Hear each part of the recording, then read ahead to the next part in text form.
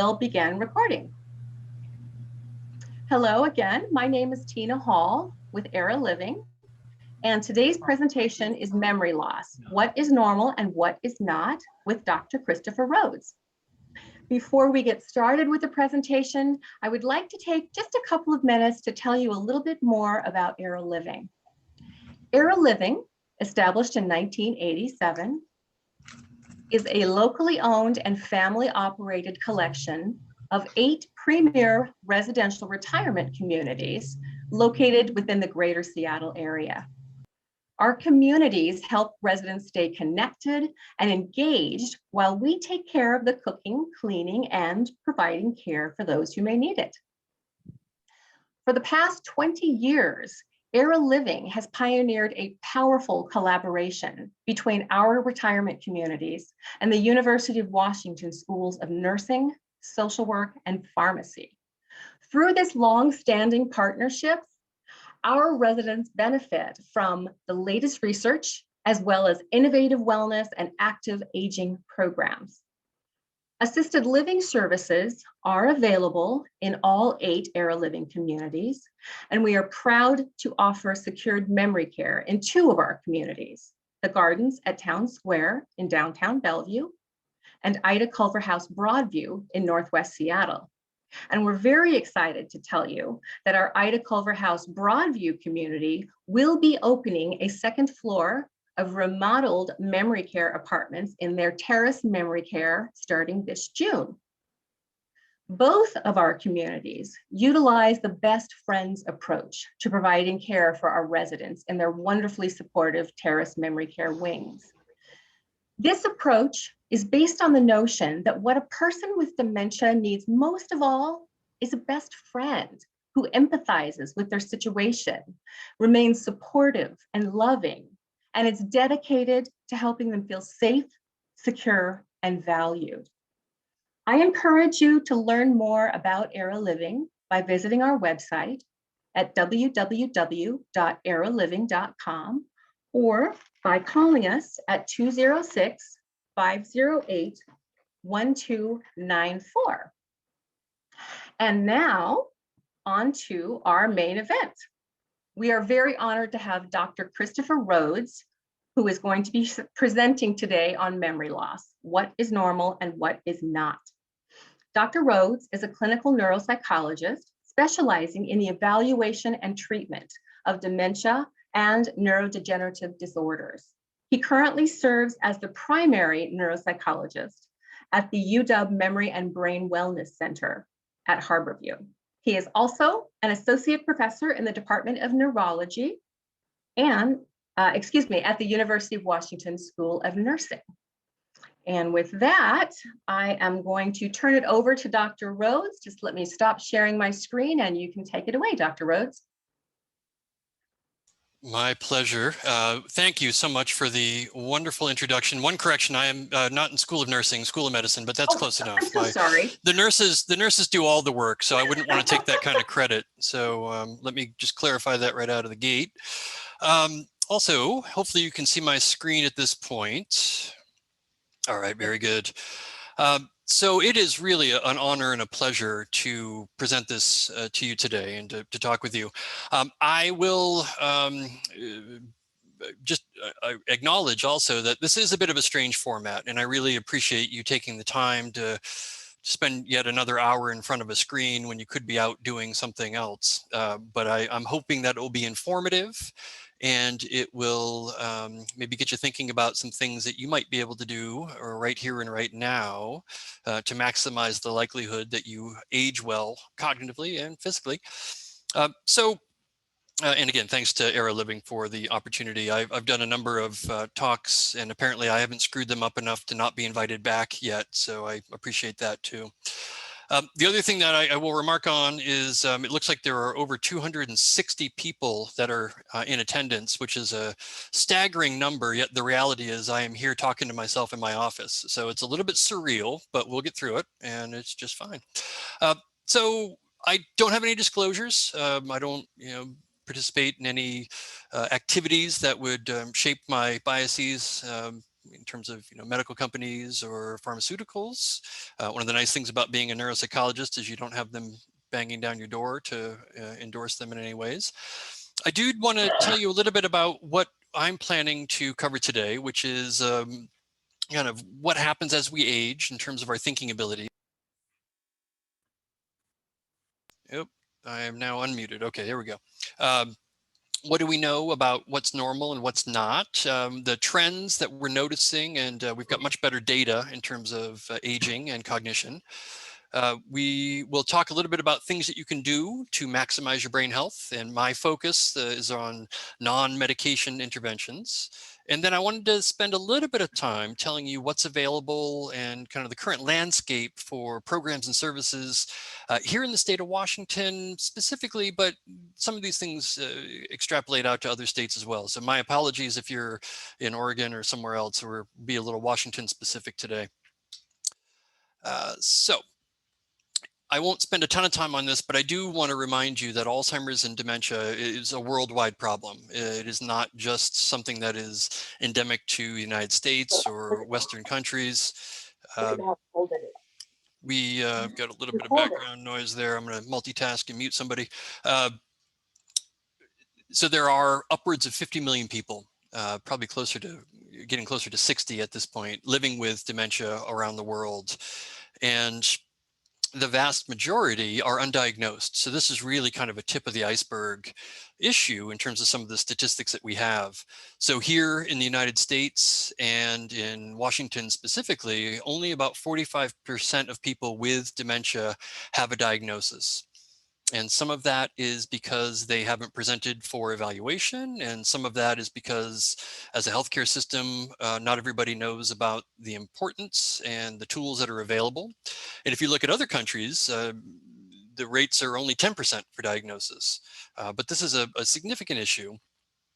Recently updated facts and figures from the Alzheimer's Association, this came out a couple of weeks ago, is that we have 6.2 million people living with Alzheimer's disease.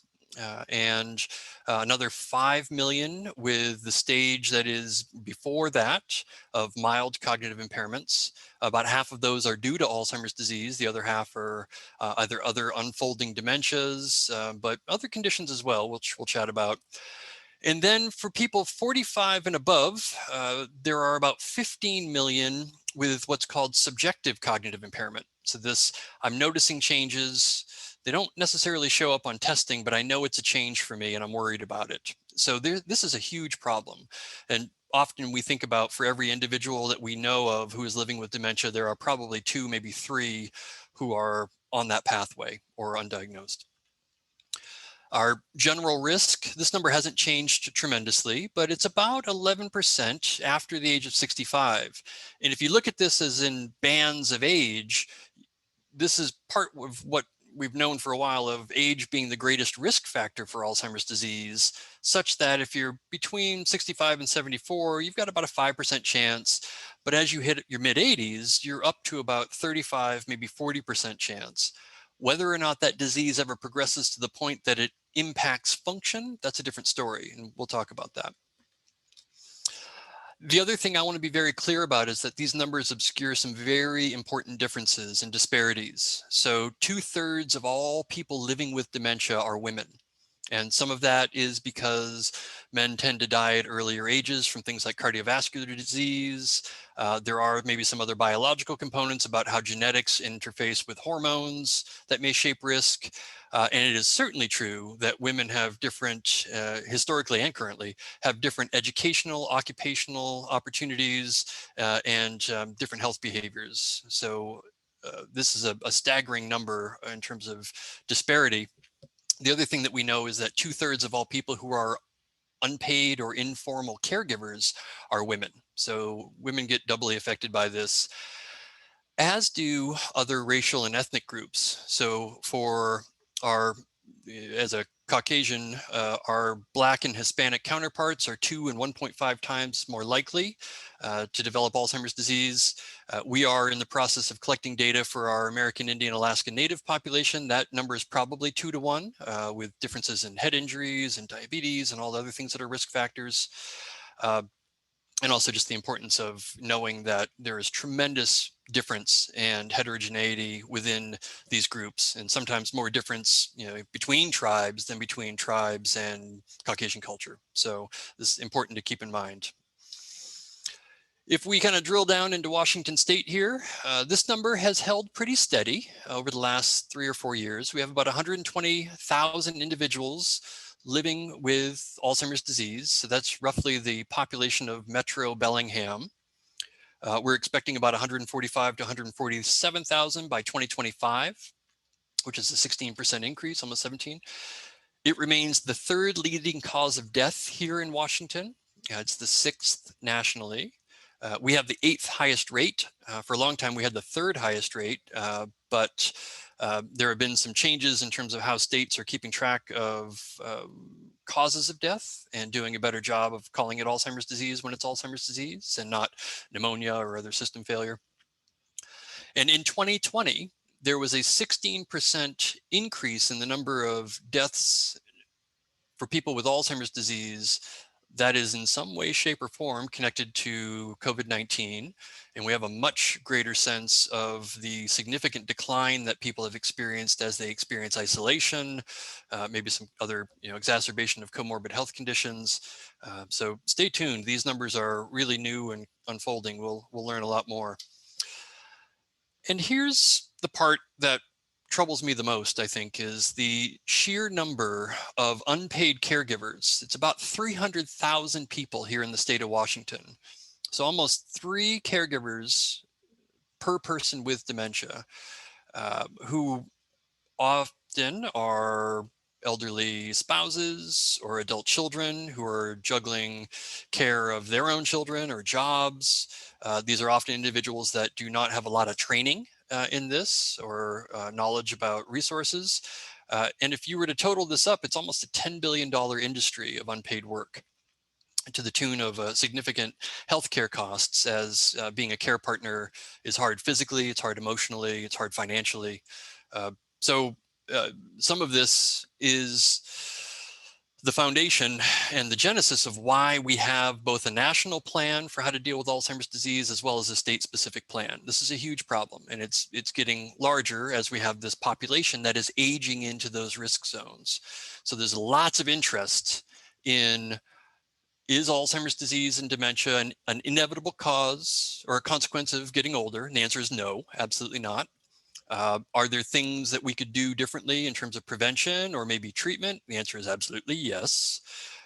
And one of our big interests here at the University of Washington is this idea of retained strengths and resilience to disease. Are there things that we could be doing, in early life, midlife, and late life that help enhance and capitalize on the parts that are unchanged and that are hanging in there? So one of my interests as a rehabilitation-oriented neuropsychologist is, we do these hours of testing, and we find that, yes, your short-term memory, at least for verbal information, isn't as good as it would have been 5 years ago or what we would expect.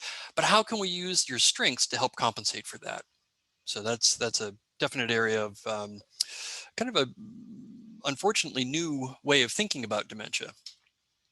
And then, of course, we've got the only cartoon that's in here, which is the surgeon who's standing there in the operating room and saying, now, I know I came in here for something, which I like to think illustrates just, we all forget things at times, although I can guarantee you that has never happened at Harborview.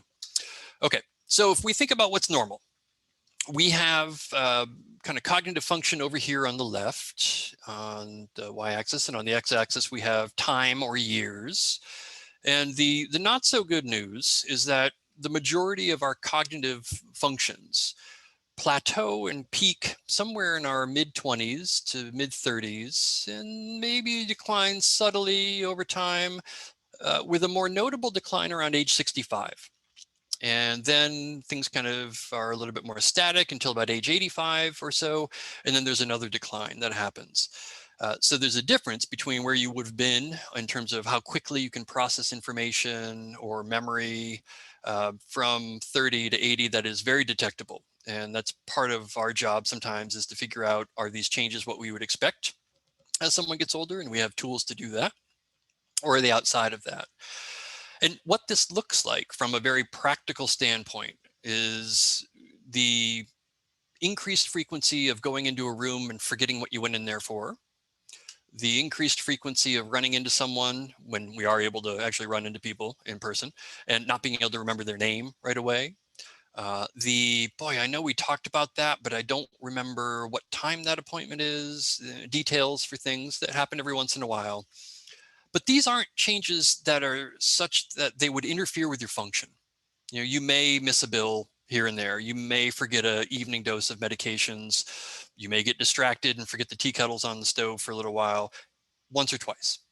Not necessarily a huge red flag, and certainly not something that is persistently thwarting your ability to live independently.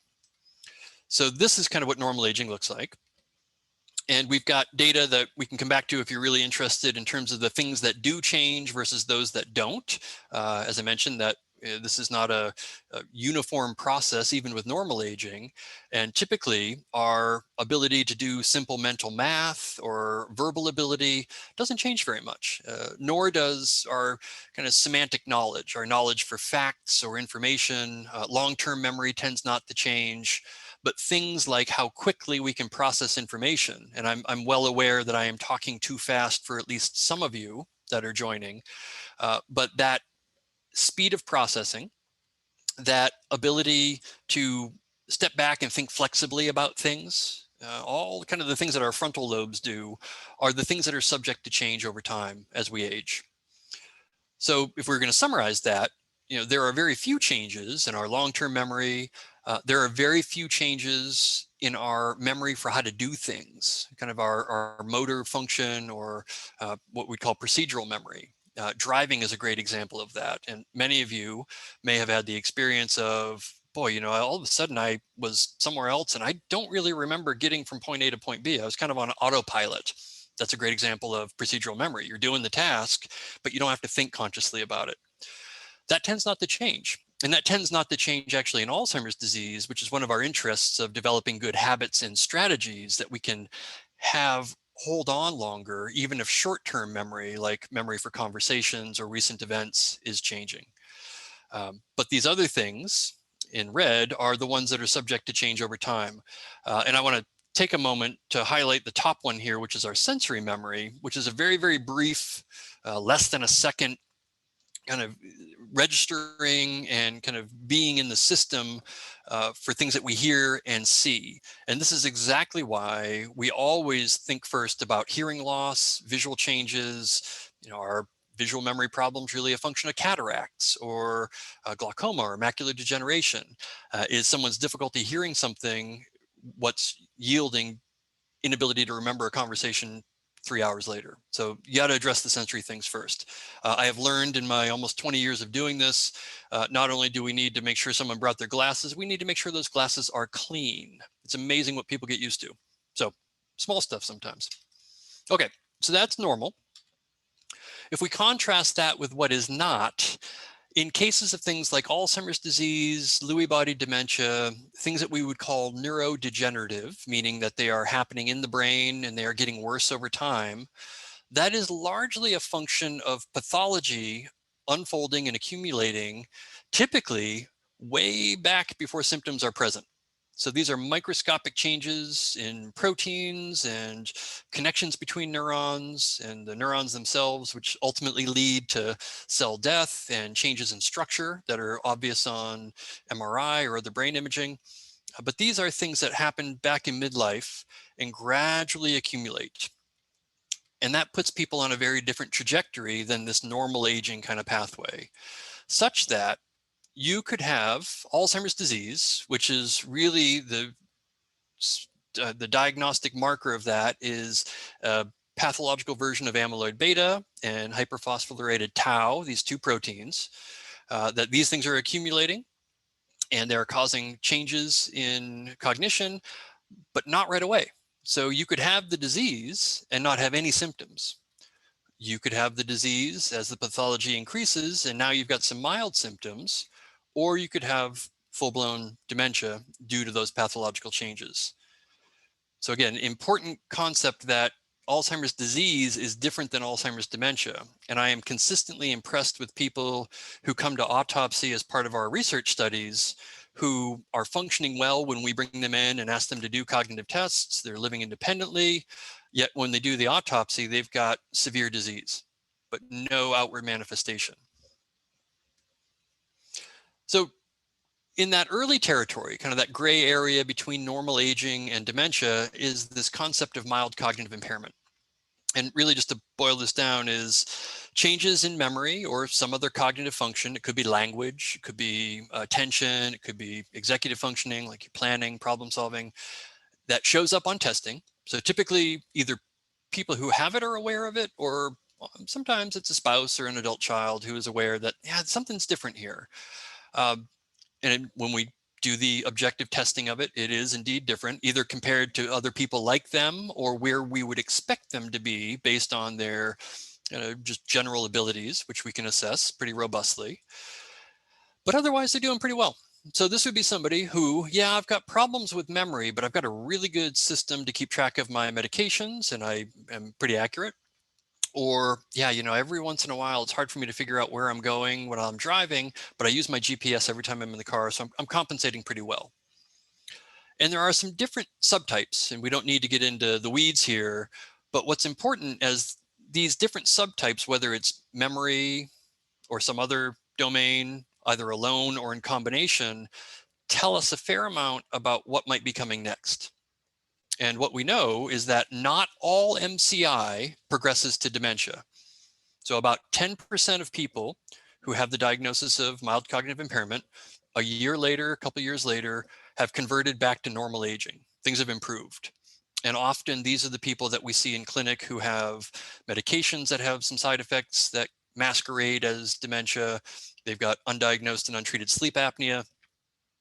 They've got a little too many servings of alcohol in the mix. They've got untreated depression, thyroid problems. There are a number of addressable causes, not always reversible, but either arrestable or treatable. And that's an important number. 10% is huge, especially if you think you are on the pathway of that 10% per year who are going to convert over to dementia. And then depending on the type that you have, it again tells us a little bit more about where you may be in a year, 2 years, 3 years. So for instance, if you have just memory affected, you've got about a 10% risk of converting to Alzheimer's disease dementia in a year. If you've got memory and executive functioning affected, that risk goes up to about 18%. So it's an important kind of middle ground. And here, the image that I have shows you the differences in the MRIs for a normal individual, someone with MCI, and someone with dementia. Same thing here, the brightly colored PET scan, which shows us how the brain is using fuel. The brighter the red, the more activity. And then we've got amyloid imaging and tau imaging, which is fascinating because historically, the only way we could identify amyloid and tau was on autopsy, and now we can image that while individuals are living, and even in the pre-symptomatic phases. And that's very exciting as we think about treatments that, even if we can't prevent Alzheimer's disease, may prevent people from showing the clinical symptoms. So you've got it, but you can live with it. So why is MCI important? Again, not all MCI is due to Alzheimer's disease, maybe about half the cases. And really, even if it is Alzheimer's disease, it's a really critical window for us to intervene. And this is really preliminary, but the FDA is reviewing a monoclonal antibody that will potentially be prescribed for Alzheimer's disease, and MCI would probably be the window to do that. So stay tuned. It may not get approved this round. I think the science is still lacking a little bit, but it's an interesting time in terms of clinical research, and there's a lot right around the corner, I think. Okay, so then what is dementia? Really, it's an umbrella term that refers to a syndrome of memory and other thinking ability changes. So these aren't things you were born with, but they develop over the course of life. And they're due to anything that causes structural problems in the brain. So not something that's disrupting the function like a medication or delirium or an infection, but something that's changing the structure of the brain, which then changes the way the brain operates and manifests in terms of the things that we do day to day. like remember what we need at the grocery store, or how to get from place A to place B. So, could I develop dementia today? Absolutely. I could have an aneurysm, or I could get hit by a car on my walk home, which happens on almost happens on a regular basis. So anything that would change the structure of my brain that would cause changes in my function, I would then have a diagnosis of dementia.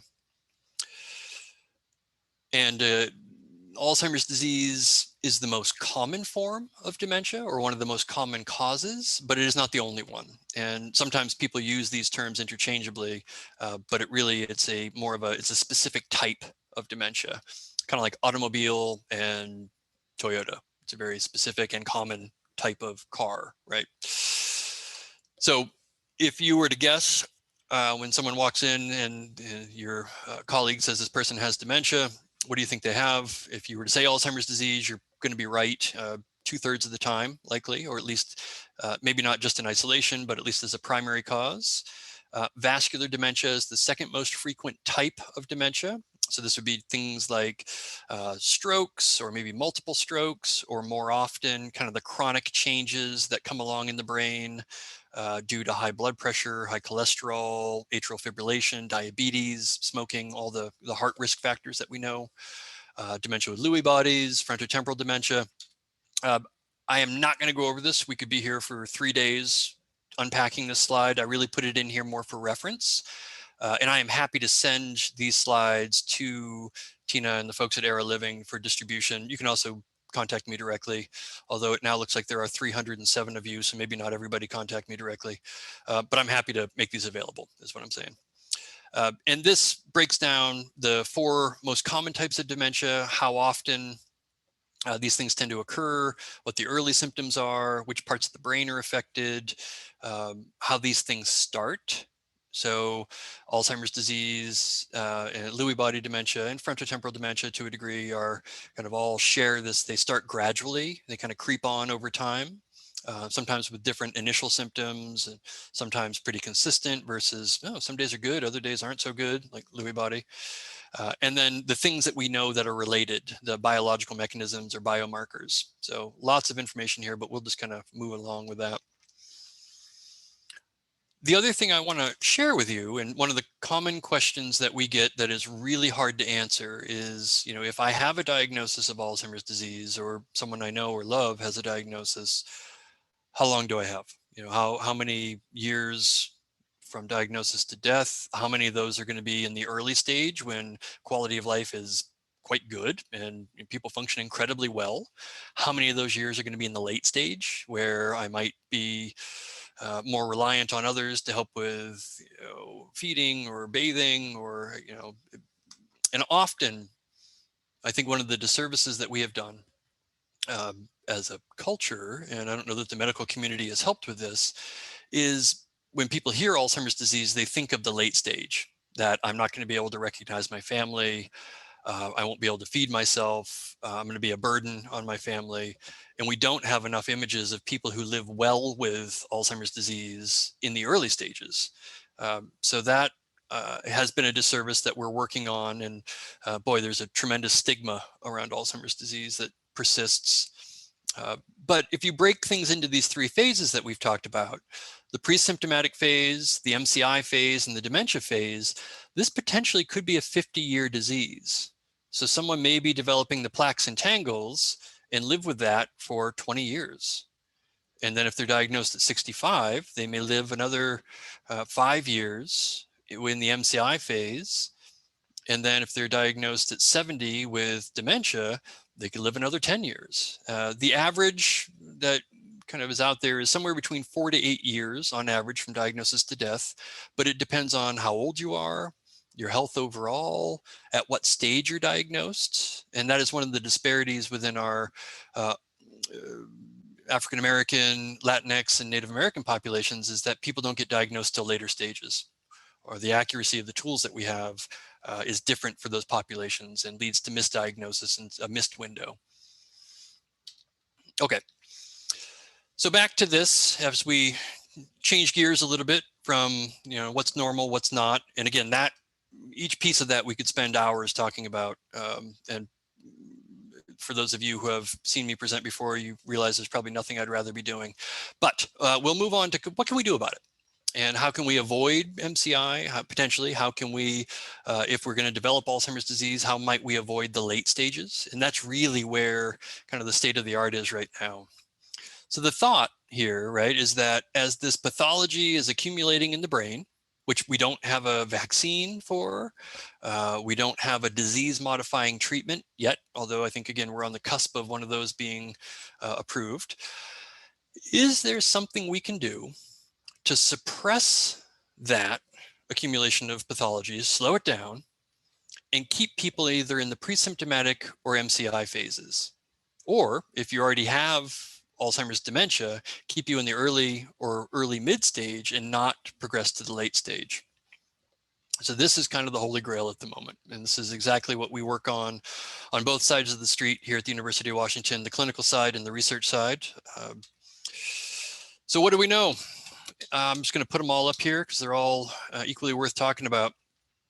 If you survey the literature and talk to experts who are smarter than I am and have been doing this work for a lot longer than I have, this is what they will tell you, that the best package we have right now is a combination of things. And I wish I had a simpler answer for you. But there's this importance of treating the things that are modifiable, and we'll get into each of these. There's the importance of being on the right medications and making sure you're not on the wrong ones, or if you need to be on something that we worry about in terms of memory side effects, how do we get the dose just right where we're maximizing treatment benefit but minimizing side effects? How do we get people exercising? And I am particularly interested in that, particularly folks who have musculoskeletal or orthopedic issues that make it a little harder to figure out what they're going to do for exercise.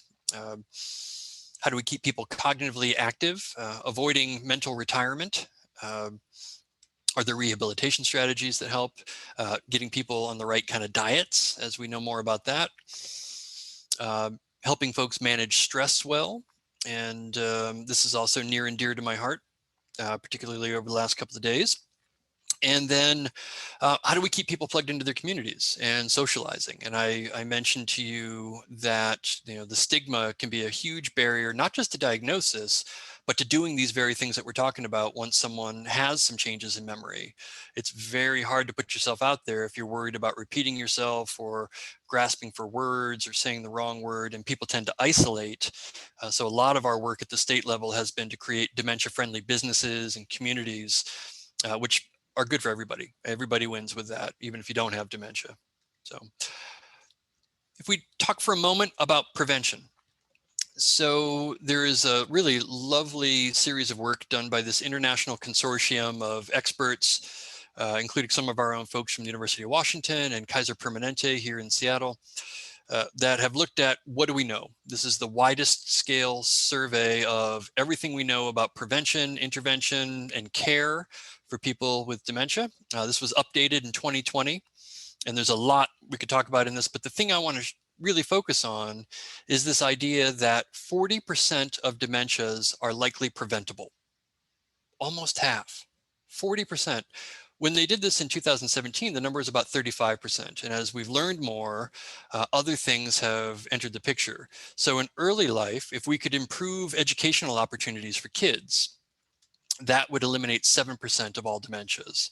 And you think about why that is, right? You are building healthier brains. You're building brains that have more connectivity. They've got both cortical and cognitive reserve, as you help kids kind of capitalize on all those neurons that get pruned off if they're not using them. But this process also improves healthcare literacy, educational opportunities later, financial opportunities later. So this is a long-term kind of benefit. I suspect in the next iteration of this or somewhere down the road, you're going to see perinatal and prenatal factors as well, but we're not there yet. In midlife, if we can address hearing loss, so this is 40s, 50s, we eliminate 8% of all dementias. And there's a really interesting, somewhat controversial relationship around how hearing loss increases risk for later life dementia, or is it an early symptom? So again, stay tuned for some of those things. In the last review, adding in the importance of traumatic brain injury. So, wear your helmet while you're cycling. And this is also a very specific interest of mine, particularly around sport concussion and early life concussion and what that may mean for dementia risk later on. Hypertension, alcohol, and then in late life, so our sixth, seventh, eighth, maybe ninth decades, doing things like treating depression, social isolation, air pollution, and there are some significant disparities here. So bottom line is that if you address all these things, you're cutting the number of people with dementia by a huge 40% number. And that likely offsets the risk that you may have for things like ApoE4 status or other genetic risk. So that's exciting. I will not go through this in detail either. If you're not used to looking at these, they're a little confusing, but they're basically a review of all these different studies that are really well done. Excellent studies, excellent quality studies that look at, what happens if you treat blood pressure in midlife. And this kind of scatter plot over here would say that if you lower blood pressure, that benefit of that, any results over here, boxes over here would say that that's a benefit in terms of reducing your risk for mild cognitive impairment. And over here would say it actually increases your risk. And this study had some definite methodological problems, but the universal view is that you can reduce your risk for MCI and then later life dementia, maybe upwards of 12, 14, 16% by making sure you're treating blood pressure well in your 50s, 60s. It's never too late, but again, nice evidence that the things we do in midlife really set the stage for later life. And this was in one of, if not the most prestigious medical journals out there. So interesting to see dementia get its due there too. Exercise, again, I'm sorry to tell you that, of the things you could be doing that are not medication related, that have the most return on investment to keep your cognitive health, that would be exercising. And this was a really, really lovely study, well done by our colleagues out at Wake Forest, who used to be here, that looked at individuals with mild cognitive impairment due to Alzheimer's disease. So these are folks, 65 of them, that were completely sedentary. They had the earliest indications of Alzheimer's disease, and they randomized them. So half of you go exercise, half of you stretch. And what they found was that exercise reduced the levels of one of those toxic proteins. It boosted blood flow and function of the frontal and temporal lobes. And even though they had significant changes in memory and executive functioning, they did better a year later. The 6 months and a year later. The problem is you have to do it. And the benefits really only persist while you're doing it. But there is a ton of data now around cardiovascular exercise and cognitive health. It is, again, if you hear one thing of things you could do, this would probably be it. How you do it is a different story. But the recommendations, so long as you are able and safe to do so from a cardiac standpoint, or you don't have a lot of musculoskeletal or orthopedic issues. So you always clear an exercise regimen with your primary care provider. Although when I ask people that, they tell me, yes, my primary care provider has been telling me for like 5 years I should be exercising, as has my cardiologist, but you always clear it. 30 minutes moderate physical activity, 5 days a week. So a brisk walk works, but it's got to be pretty brisk. Could also do 20 minutes of really vigorous activity. The benefits seem to be about the same. And there's a little bit of disagreement about this in terms of, does it have to be consistent? Do you have to do it all at once? Or can I do 10 minutes in the morning and 10 minutes in the afternoon? And there are a couple of studies that would say there is still a benefit if you break it up. It may not be as much of a benefit, but it's still there, and something's better than nothing, always, always, always. And sometimes it takes a while to get up to this level where I'm only exercising once a week. That's fine. You're changing behaviors, you're on your way. You add a week when you can, or a day when you can. And that's part of what I get to work on with folks, is how to do that and not feel like, oh, I'm not doing it right, so I'm not going to do anything at all. We also know that things that involve kind of novel or more complex activities and things that are done in a group, which is hard right now, tend to have more benefit. And there's a couple of reasons for that. We can come back if there are questions. We get a lot of questions about diet, and I think our most frequently read article on our website is by one of our geriatricians who has a specific interest in diet and risk for dementia. And this was a really, really well done, one of the first and probably best done studies that looked at the MIND diet, which is a combination of the anti-high blood pressure and Mediterranean diet with 1 glass of wine, which I usually joke is they threw it in there so people would actually do it. But what they found in this group of age 58 to 98, about 1,000 people, and again, the model was diet as usual versus you're going to be on this diet, which is really hard to do. But they found the folks that stuck with the diet to a significant level, they weren't perfect, but they did an amazing job. After 4.5 years, there was a 53% reduction in who developed dementia. If you stuck to it pretty modestly or moderately, there was about a 36% reduction. They did not measure whether people still had Alzheimer's disease but didn't develop the clinical symptoms. They weren't looking at plaques and tangles in the brain, but they were looking at function and diagnosis. And this has become a huge area of focus. Now there's studies that look at the MIND diet with stroke and Parkinson's disease. They are doing this as an intervention study now. And my understanding is that the glass of wine is out the window, unfortunately, and they're using pomegranate juice, which still has the resveratrol and flavonoids and other things that may be the active ingredients in wine. Also not going to spend a ton of time on every piece of this, but people often ask, what should I be doing to keep my brain active? And this is certainly an area of emerging interest. The problem is when you look at the research literature around cognitive training or cognitive stimulation programs, it's really messy. And different studies call different things cognitive training. Sometimes it's we're going to have people do crossword puzzles or word searches. Other times it's actual kind of computerized cognitive training programs that were designed to kind of be more rehabilitation oriented. If you step back and look at all these studies, the things that come out are we should be doing a variety of things. So not just crossword puzzles, but crossword puzzles and Sudoku and jigsaw puzzles and reading and talking about what you're reading with people that are interesting and interested. Things that emphasize how quickly we may process information or can process information may be the most helpful. And the largest and best done trial of different types of cognitive training would say it's the processing speed things that confer the most benefit. And that the difficulty needs to be at the right level. And this is hard because we tend to gravitate towards things, especially for things that we're choosing to do versus we have to, but we tend to gravitate towards things that are rewarding and don't cause a lot of stress or frustration. And those tend to be the easier things, right? So this is the what's the right level of difficulty. And one of the beauties of these different prepackaged computerized brain games is that they will calibrate that for you. Part of the design, at least for Brain HQ and Lumosity, I'm not sure about the AARP one, but for the first two is that they are performance feedback based. So if you're doing really well, it'll make it more difficult.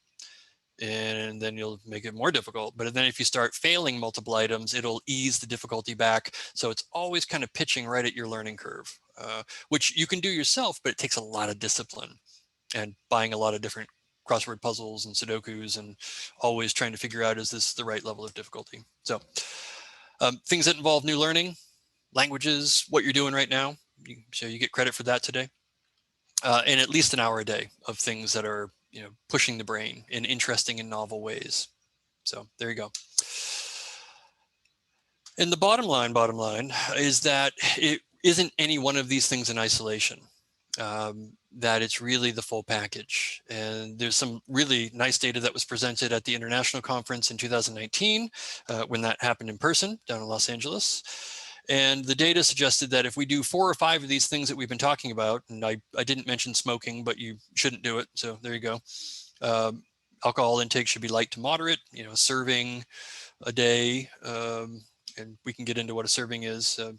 It's confusing sometimes, but so light alcohol use, physical activity, healthy diet. If you do 4 or 5 of those things, you got about a 60% lower risk of developing Alzheimer's dementia. If you only do a couple, it may be 40%. And again, it may outweigh the risk of things like ApoE4 positivity or other genetics. Don't fully know that yet, but it's encouraging. And this gets me into the things that we're offering along these lines. So we had the opportunity to partner with the Mayo Clinic, and we're the one non-Mayo site to look at a multimodal intervention for people with MCI. And it was physical activity, cognitive training that we talked about, some rehabilitation-oriented training and how to use a calendar and other good systems, a support group, wellness education. And the goal of this was 5 hours a day, 5 days a week for 2 weeks. So it really was like a boot camp, and then a 6-month booster, and then 12-month check-in. And the goal is, if we teach people how to do these things and get them doing them and keep them doing them, does that change risk for progression to dementia? And the data are still being analyzed right now. We wrapped that study up a little while ago, but the the thing, that looks like it had the most impact was wellness education. So exactly what we're doing right now today in more detail were the things that people really felt like were important to them and helped with behavior change. The thing that people liked the least was the brain fitness program. It gets tedious, but that's hence the you got to be doing new things. We have modified that to a more clinical application that we have offered, and every good program needs a good acronym. So we came up with ADAPT, which is Applied Daily Activities to Promote Thinking. And we're doing it 3 times a week for 3 hours, and it involves exercise, mindfulness meditation, which is important as a tool to help with both attention training as well as dealing with stress, managing stress, which cannot be eliminated, but only managed. Support groups, which we offer independently for people with memory loss, and then a different group for those who are the care partners. Cognitive rehabilitation, where we work on systems and strategies, and then education. So this is our clinical version, which unfortunately is on hold at the moment. But the folks who have gone through it have found it valuable. And it's been interesting to follow them over the last few years in terms of what do you notice around, are things getting worse? Are they holding steady? We're not studying it like a research intervention, but the results have been positive, and we look forward to continuing to offer this. We also look forward to continuing to offer things in the community and expanding these throughout the state to keep people living well. So the idea of creating dementia-friendly communities, there's a great Dementia Friends program that is international that we're also very interested in. And how can you be a good friend to somebody with dementia? There are things that have been started on a very grassroots level by the Momentia Group, largely in King County, but now broadening out around the state. Things like Alzheimer's cafes, the zoo and garden walks, arts events. COVID has really interfered with this, but we are slowly emerging from that and doing some serious planning around what to resume and how to do so in person versus continuing to do so virtually. Some photos from some of the great things, including some of the work done at the Fry Art Museum, who launched the Here Now program, and one of my favorite partners here in Seattle. And really interested in how do we recreate these things in different communities that maybe don't have the same kind of supports and services as the metro area. So I'm deeply interested in how to do things like this in OMAC or maybe Columbia County. Our own center here, we have, if you're not familiar with our website, I would encourage you to check it out. We always have things like this exact talk and presentation. If I remembered to tell our website designer that I was doing it, it would be on there, which I'm not sure I did, but we'll find out. It also connects you to our clinic, research. Here's some virtual versions of things that we offer. So the coffee chats, the really fantastic programs of powerful tools for caregivers. If you are a care partner, how do you take care of yourself and do that in a way that is skillful in the long haul? It's a marathon, not a sprint. We offer a lot of healthy brain aging seminars. So lots of things out there. And again, mostly virtual right now, but we are getting ready to phase in some in-person things, including ADAPT. I wanted to spend just a couple of minutes. I realize we're at about 2:50 and I want to be respectful of your time, but I want to tell you also about our state level response to Alzheimer's disease. I mentioned earlier that there's a national plan and then each state has its own plan. I have been honored and privileged to serve on the governor-appointed both work group and then implementation group as the chair of the health and medical side of this. And it's been a long process, started in October 2013 and led to creating a plan for here's how we're going to tackle this. And then we were asked by the legislature to, once this got signed into law, to great, this looks good, go out and do a bunch of things that have high impact and visibility with no money. And then we'll talk about maybe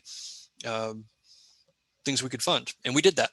Which was really cool. And now we have over $1 million in state funding. We've done a bunch of things, including some kind of centralized, here's your, if you want to check out all the things we've done, this is the website here. There's a really nice toolkit that has come out in terms of, you know, if we have concerns about memory loss, even if you don't have it at the moment, but if I'm worried about developing it, you know, how should we be planning for this in terms of our estate plan or power of attorney, those kinds of things. There are really, really lovely roadmaps for people and families now in Spanish also. We've distributed 75,000 of these. There's an online version. And what I love about this is it is a very simple, all the way from like wondering and worried to MCI to early, mid, late stage dementia. What are the things we need to be thinking about? What are the questions we need to be asking? What are the resources out there to help us figure that out at each stage? It's a lot to sit down and read through. I wouldn't necessarily recommend that, but as a resource for what is here in Washington, it's really phenomenal. The Dementia Action Collaborative, which is our implementation group, also lots of resources that are now virtual and being updated monthly. That's on the website. I'll skip over this. This is a really super cool project that I am pleased to lead with interdisciplinary and interorganizational group. But I'll tell you that we're working to increase primary care provider skill and expertise around diagnosis and management so people can get the care that they need in the communities in which they live. And right now we've already done, that number is actually closer to 270 instructional hours. We've got over 60 providers that are involved across 23 sites. So it's really amazing to see primary care providers who have to take time out of clinic, but know that this is so important and are doing the work. So it's my second favorite thing that I get to do out of 15 things that I love doing here. So, and the bottom line in the last couple of minutes here is that we really, our philosophy is that we want people to know, even after diagnosis, you know, you can have a great life and you can live well. And I'm not going to sugarcoat it in terms of it's the easiest experience and you won't need to make modifications, but the idea of helping folks and connecting folks with the resources and their families and community with the resources that keep them living well is such an important part of treatment. It's maybe the most important part right now. And everything we can do to partner with our other organizations and agencies, including these fine folks who have helped us put this on today, is so critical. Some resources, I'm happy to send these out. We've talked about many of them already.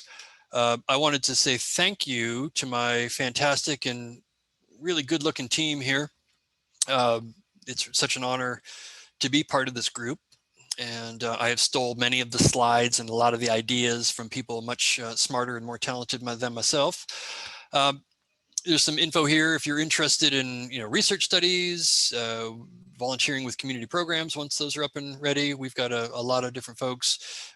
We have a very active advancement program, and I am consistently amazed by people who are interested in supporting the work that we do. It's really an honor. And again, I wanted to thank Era Living for the opportunity to offer this. This is part of an ongoing series and a partnership, and I've always been impressed and appreciative of the work and the philosophy that they have and the work that they do. There's our website. Thank you for attention. And then I'm going to put my contact information up here, and I may leave this up here for a moment. I also have the red arrow here. That's where I am at the moment. And you can see the helipad is right there. It's been a fortunately quiet helicopter day here. But I also put this up here as a reminder to myself and a testament to you that I am not in the ivory tower of the University of Washington, but I am in the brick tower of Harborview, and happily so. So I'll leave that up for a moment. It looks like we may have some questions. I'm also happy to hang out. I don't know how long our Zoom meeting can go on for, but I've got a little bit of flexibility in my time, but I certainly understand and will respect anyone who needs to drop off. So. Looks like we do have a few questions. I'll stop sharing. We can see each other. Okay. I will do my darndest to evade them successfully or try to answer them. Early in the presentation, you used the term SCI, and that's something that most of us hadn't heard before. When did that term come into use, and what do we know? Yeah, it's been around for a while, and it's been a little controversial. There was a stigma around this too, as kind of people who are maybe hypervigilant and overly worried when they don't need to be. And the reality is people are very good at detecting when changes are occurring. Not always. And that is one of the myths about Alzheimer's disease or other dementias, is that people aren't aware of their problems. That does happen, and it happens fairly frequently. But I will also attest, and we've got good numbers now that would say people can sometimes detect the earliest changes before the cognitive tests that we do can. Imaging, different story now, or lumbar puncture. But so it's been around for a while. And we know that not everybody with subjective cognitive impairment goes on to develop MCI, although it is a risk factor for it. And certainly not everybody with SCI goes on to develop dementia. But it's an emerging topic, but it's an important one because it may help provide the earliest window of opportunity. And I think you're going to see research studies and maybe even treatments that are going to be only available before you've got major symptoms. And again, that ability to pick things up early is so important. So I think it's a hugely important concept. Thank you. Let's see, another question. Is it possible to halt the progression of vascular dementia? Yeah, it is. And that's one of the importances of an early and accurate diagnosis. Well, let me qualify that answer. So certainly if we think about like dementia, vascular dementia related to a stroke, if you don't have any other strokes and you're not accumulating microvascular changes, that tends to be very steady. And that's one of the confusing things sometimes when you get the general overview of vascular dementia, is that it's a stair step kind of, you have a stroke, there's a drop in function, then you're stable, you have another stroke and there's a drop, and that doesn't always happen. But if you don't have any further strokes, or if you had accumulated, a certain degree of microvascular changes, but now you are managing your blood pressure, your cholesterol, your diabetes, your heart disease, you've stopped smoking, all those things, those are the folks that we see that tend to not progress. Let's see, here's a question that a couple people have, and that's regarding gabapentin. Gabapentin is a medication I use for restless leg and periodic limb movement. I find it makes me foggy brained. Is it a medication? Is this medication that can lead to dementia? That's a darn good question. One of the most common complaints about that is that people feel kind of groggy or foggy, but it is not in the same class of things that we worry about yielding lots of long-term effects. But it's, that's not my main area of expertise. And it would, gosh, it depends on other medications you're on, the dosage, how long you've been on it. And it kind of gets back to that point of, sometimes we need to be on things that are going to yield some side effects, but working with your providers to make sure the dose is as well adjusted as possible, as well as thinking about, well, is there something else that could help here? So always worth the conversation. Now we have another question. How much alcohol is 21 units per week? 21 units per week. So that would be basically 3 drinks a day. Is that right? Wow. Yeah. So 7 a unit. 21 divided by 7. Wow. Oh, see. Well, and again, this is where one of the lessons that I learned early on was that you really have to quantify with people what a drink is. And One of my favorite experiences at the VA was being told that, oh, I have 1 drink a day. It's a fifth of gin, but it's only 1 drink a day. So, a serving for hard alcohol is 1 ounce to 1.25 ounces, depending on the proof. For wine, it's 4.5 to 5 ounces. For beer, really now it depends in terms of alcohol content, but somewhere 10 to 12 ounces. So. Can you request testing like a brain scan to see your brain? Or do you have advice for testing resources? Yeah, you can if you want to pay for it, which I don't know that you would or should. Insurance companies are pretty stringent around paying for different diagnostic services. So if you have a complaint or a concern and your provider thinks that that is warranted, then usually insurance companies don't have a problem. But if it's ideally everybody would have a baseline MRI and a baseline cognitive examination. And then, when if you ever need a repeat one, you've got a good personal yardstick by which to measure things. Not the way healthcare works right now. So. Thank you for that. Let's see, one more question here. How much evidence is there of inherited Alzheimer's? Ooh, excellent question. So the purely genetic forms of Alzheimer's disease, the ones with 100% penetrance, like I'm going to get it, are somewhere around 2 to 5% of all cases. And the best, we just talked about this the other day, the best data would be that having a first-degree family member may increase your risk, may slightly, almost double your risk, so not 10%, but maybe 20%. Remember that general risk in the population is about 10-ish or 11%. So it may be closer to 20. Again, that's a parent or a sibling. And if you've got multiple first-degree family members, both parents, a sibling, now that risk might be closer to 30%, maybe 35%. But again, the current thinking that the things that we do in life, this epigenetic phenomena of, the things that we do or the things that we experience may turn those genes on and then greatly increase your risk, or turn those genes off and then decrease your risk regardless of your genetics. Let's see, got lots of comments and I'm kind of digging through them looking for additional questions. Well, I may have successfully bludgeoned people with information at this point, so. Let's see. What about forgetting names and then remembering it the next time, or it comes to the next time it comes to mind? In other words, is it normal at a certain age to forget a name temporarily and then remember it later on? Oh boy, I hope so. Yeah, because that happens to me on a fairly regular basis. Yeah, and that's an absolutely normal part of aging. And I always ask people when someone comes in and that's one of their concerns is, it's different if it's, a family member, a sibling, a child, if it's an acquaintance that you see once every few years. So there's a continuum. So my question is always, where on the continuum does that happen? How often does it happen? Does it come back to you? Does it come back to you on your own versus somebody has to tell you? You see them again the next day. Does it happen again? So it's one of the most common concerns. It's kind of like the whole going into a room and forgetting what you went in there for. Then you go back out to the kitchen and you remember, oh yeah, that's what I needed. Happens. Not necessarily a red flag. Okay, let's I see. hope. Yeah. Me too. Does an annual MRI for aneurysm or MS screen for dementia? How about white matter spots? That's a fantastic question. So you certainly can. It will tell us a lot.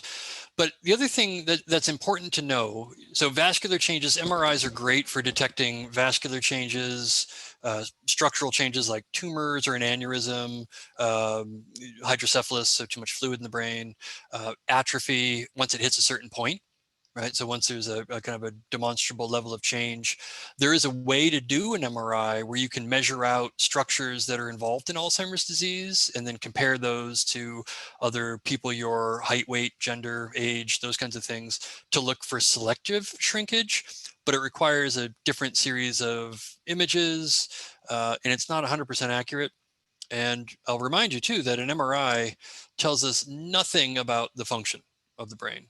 So it tells us something about the structure, but tells us nothing about how those structures are working, let alone playing out in terms of day-to-day things. So I'm again, one of the great things that I get to do here is I see people who have had brain tumor resections, strokes, and they're missing massive parts of their brains because of these things, and they're doing incredibly well. It's mind-boggling how much territory someone can lose and still function really well.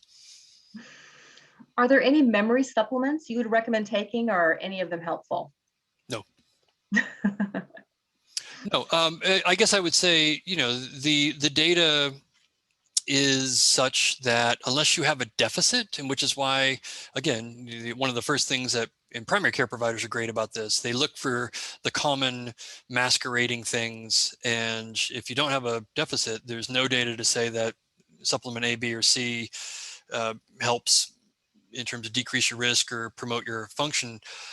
Could there be individuals that have a very individual response to something? Absolutely. Do we know who those folks are well enough to say you should be on this, you should be on that, you shouldn't take that? No, no, not yet. Here's a good question. How can we participate in your boot camp program? Well,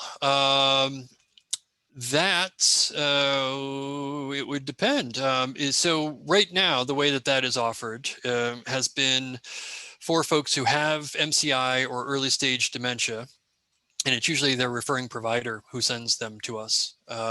We have thought about offering one that has been prevention focused, like let's get you doing the things that you could be doing to not need a thing like this when you have MCI or dementia. But we have been limited by capacity and just the overwhelming needs of folks who are already diagnosed. So we're not quite there yet, but boy, what a great thing to be able to offer somewhere down the line. Yeah, absolutely. Let's see. Here's another question. Is an 83-year-old female who repeats herself constantly showing dementia? I don't know. Boy, it maybe, like every really good question that requires a vague answer in terms of it's possible, right? And so if we do the math here, so 83, you are now in the risk territory of maybe 35% likelihood of having Alzheimer's disease. But we also know that the vast majority of our older adults are on multiple medications that can cause memory changes. I'm consistently amazed at the number of people who are taking over-the-counter sleep agents like Benadryl or Unisom or Tylenol PM who have really significant memory changes, and it's due to the supplements or the over-the-counter things. So, I mean, the constant repeating is concerning. What's causing that is what would be up for grabs in terms of the why. So it's possible, but there's so many things you'd want to know. And I'll too, my bias is that's exactly when we like to see people, when it's not sure, it's not clear, right? It's not crystal clear of, oh yeah, not only is she now repeating herself constantly, but she cannot manage her finances. She's been vulnerable and fallen prey to financial scams. That's, again, not that there's nothing we can do, but the earlier we catch things, the better. So that's one of those answers that I feel like maybe I successfully evaded your question, but I'm not sure. Here's one. What do you know about glioblastoma? Is it inherited? Not necessarily. I think I don't know as much as I should or would like to, but I know there are some subforms that maybe have a little bit higher genetic kind of loading or potential, but it's not necessarily a one-to-one. If my dad had one, I'm going to get one. I don't think most of them work that way. What are the best tests provided by primary care physicians to measure cognitive impairment? Oh, excellent question. It depends on the patient. So one of my interests is, making sure primary care providers have the right tool for the person sitting in front of them. The gold standard remains the Montreal Cognitive Assessment, or the MoCA. The problem is it's really unwieldy for a primary care provider in terms of how long it takes to administer. So there are some things out there. We've, as part of our work in the state plan, we came up with a primary care provider toolkit that lists some of the different things. You need to be aware of cultural and linguistic factors, years of education, anxiety about the testing process, how it's set up. So we've offered some guidance around, here are the things you might think about. But yeah, I would say it depends on who's in front of you. Are there any differences in recommended activities and or treatment between Alzheimer's and CAA?